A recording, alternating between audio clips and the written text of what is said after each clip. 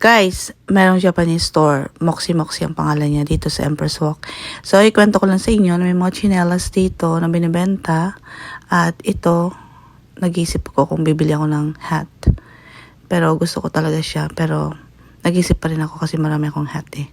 So, may mga chinelas sa mga foamy para kung winter lang yan. At itong paborito ko, ito ang mask para sa mukha.